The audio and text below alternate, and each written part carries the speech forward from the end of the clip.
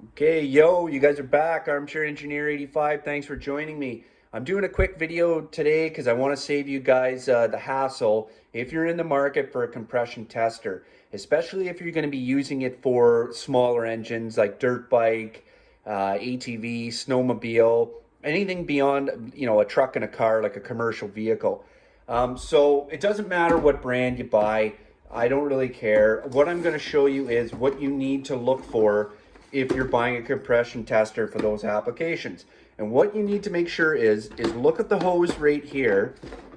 And this is the hose. This end obviously connects into here. You need to make sure it's got this little Schrader valve right here on the end of it.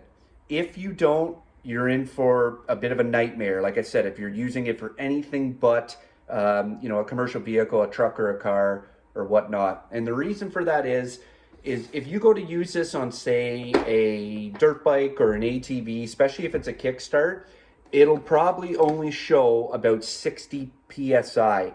It will not, because what happens is all the air that you build up, even if it's electric start, this little valve here stores all that air in this hose here, and it keeps building upon it. If you don't have this little bit right here, what happens is it'll keep bleeding out, and you can sit there and crank it from today and tomorrow, or kick till your foot goes numb. It won't store the pressure.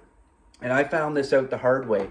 Now, this kit right here is a Pittsburgh compression tester that I obviously bought from Harbor Freight. However, this right here, this is not a Pittsburgh, and I'll show it right there. I can't remember the manufacturer. It's who Canadian Tire sells. But when I bought this kit, I was using it on my son's four-wheeler, and it was only getting about 60 psi. And then the same thing was happening with a couple dirt bikes, and like these were all running machines, and I thought there's no way, like 60 psi, if you can see right there, it's down in the red. I thought this thing wouldn't even start. Like this will run and move. I just wanted to check the compression of it, and I didn't know. Like it kind of, to me, I thought, okay, something's up here, and I kept testing. I tested my snow blower. It was getting low compression. And lo and behold, one day I was on a gentleman by the name of South Texas Banshee, and he's got a great YouTube video if you're into Yamaha Banshees like myself. And he was doing a compression test to his Banshee, and he specifically pointed this out, that if you're going to use a compression tester, make sure it's got this little Schrader valve here. And to this day, this is the only video that I've seen of somebody mentioning that.